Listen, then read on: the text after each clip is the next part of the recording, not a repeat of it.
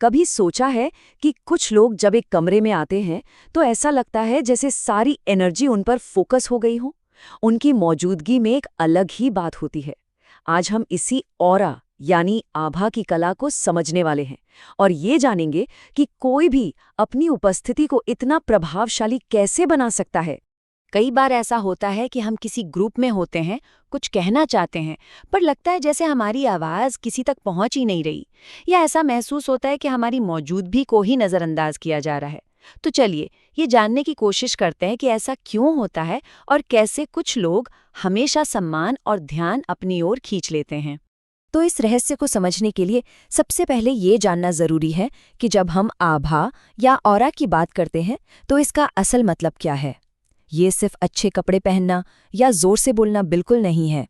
देखिए, आभा का मतलब सिर्फ किसी की फिजिकल मौजूदगी नहीं है। सोचिए, जब कोई किसी कमरे में मौजूद ना हो और फिर भी लोग उसके बारे में अच्छी बातें कर रहे हों, उसकी समझदारी, उसकी पॉजिटिविटी या उसके काम के बारे में, यही है असली ऑरा। ये वो असर है जो कोई अपनी गैर मौजूदगी में भी छोड़ जाता है। आज के इस सफर में हम सबसे पहले आभा के सही मतलब को जानेंगे, फिर हम उस अनादर की जड़ तक जाएंगे जो कई लोग महसूस करते हैं।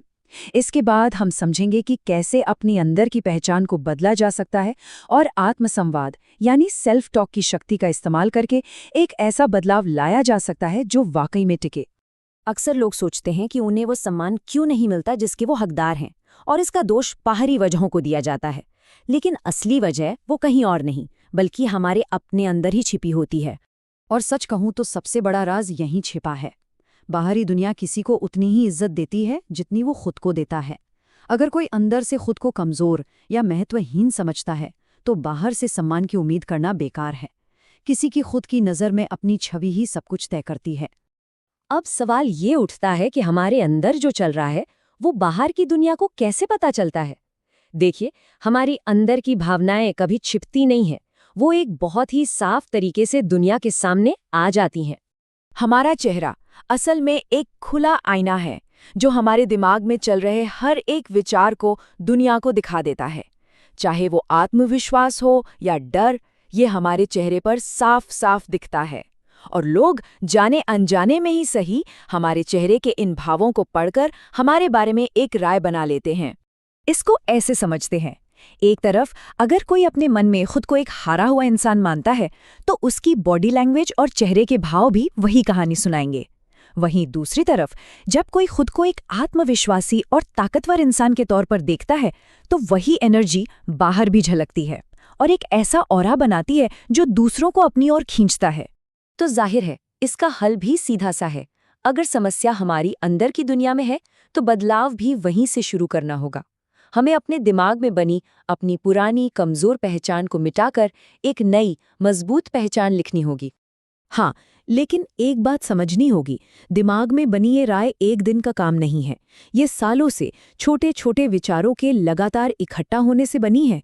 इसलिए इसे बदलने के लिए भी एक लगातार और सोचा समझा प्रयास करना होगा। तो सवाल ये है कि इस अंदरूनी पहचान को आखिर बदला कैसे जाए।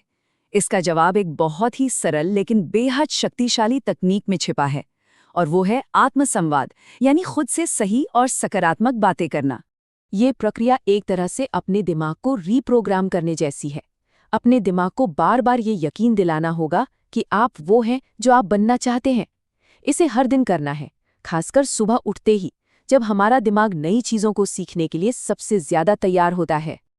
अपने दिमाग में इन ताकतवर विचारों को बैठाना होगा, जैसे कि मैं बुद्धिमान हूं, मैं शक्तिशाली हूं, मुझ में आत्मविश्वास कूट-कूट कर भरा है, और मैं सबसे बेहतर हूं। ये वो विचार हैं जिन्हें बार बार दोहराकर अपनी सच्चाई बनाना है। और जब ये अभ्यास लगातार किया जाता है तो एक असली और साफ दिखने वाला बदलाव होना शुरू हो जाता है। ये सिर्फ एक फीलिंग नहीं है, बल्कि एक नई सच्चाई है जो बनने लगती है।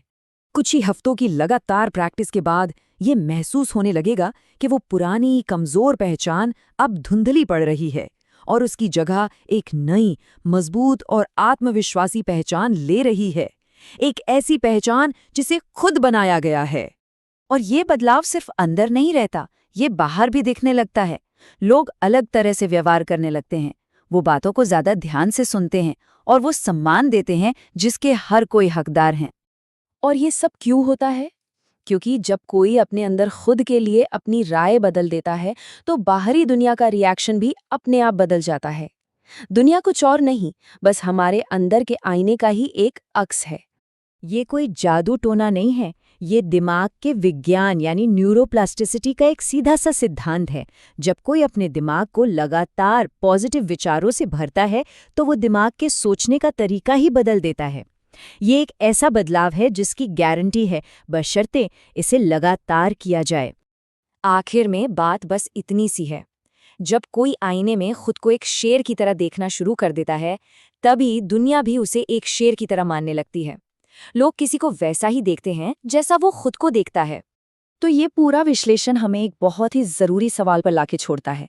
आज जब कोई आईने में देखता है तो उसे कौन सी पहचान दिखाई देती है? क्योंकि याद रहे,